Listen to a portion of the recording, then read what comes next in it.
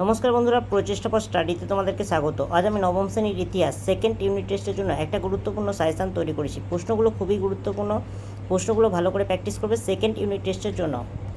বন্ধুরা, প্রশ্নগুলো দেখার আগে তোমরা দেখে নাও কোন কোন অধ্যায়গুলি তোমাদেরকে পড়তে হবে। দেখো, তোমাদেরকে পড়তে হবে ঊনবিংশ শতকের ইউরোপে রাজতান্ত্রিক ও জাতীয়তাবাদী ভাবধারার বিকাশ, নেক্সট শিল্প বিপ্লব, উপনিবেশবাদ ও সাম্রাজ্যবাদ, আর লাস্ট হচ্ছে 20 শতকের ইউরোপ।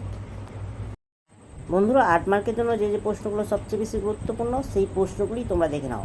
দেখো, প্রথম প্রশ্ন হচ্ছে প্রথম বিশ্বযুদ্ধের কারণ ও ফলাফল। 2 নম্বর প্রশ্ন হচ্ছে 1929 সালে আর্থিক মহামন্দা ও তার বিশ্বব্যাপী প্রভাব।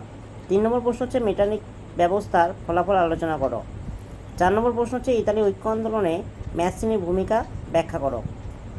বন্ধুরা, 5 নম্বর প্রশ্ন হচ্ছে ফ্রান্সে ফেব্রুয়ারি বিপ্লবের কারণ ও ফলাফল। 6 নম্বর প্রশ্ন হচ্ছে ফ্রান্সে জুলাই বিপ্লবের কারণ ও ফলাফল আলোচনা করো। 7 নম্বর প্রশ্ন হচ্ছে শিল্প বিপ্লবে নারীদের ভূমিকা, স্পেনের গৃহযুদ্ধের কারণ ও ফলাফল। আর 9 নম্বর প্রশ্ন হচ্ছে হিটলার কীভাবে জার্মানিতে ক্ষমতা লাভ করে।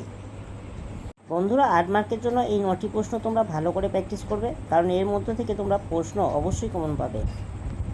বন্ধুরা, এবার 4 মার্কের ইম্পর্টেন্ট প্রশ্নগুলো দেখে নাও। প্রশ্ন নম্বর 1, মেটানিক ব্যবস্থার সংক্ষিপ্ত পরিচয় দাও। 2 নম্বর প্রশ্ন হচ্ছে ইংল্যান্ডে শিল্প বিপ্লব সংগঠিত হবার কারণ।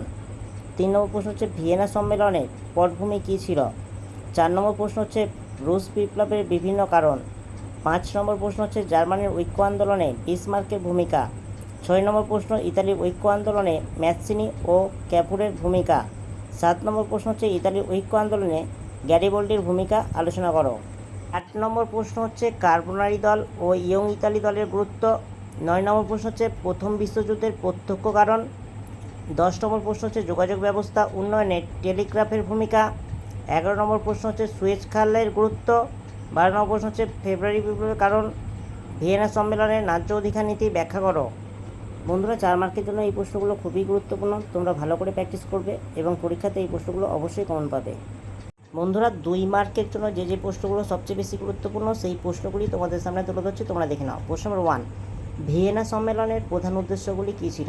2 নম্বর প্রশ্ন হচ্ছে ভিয়েনা সম্মেলনের 4 প্রধান বলতে কী বোঝো। 3 নম্বর প্রশ্ন হচ্ছে রক্তাক্ত রবিবার ও ফ্যাক্টরি প্রথা কী।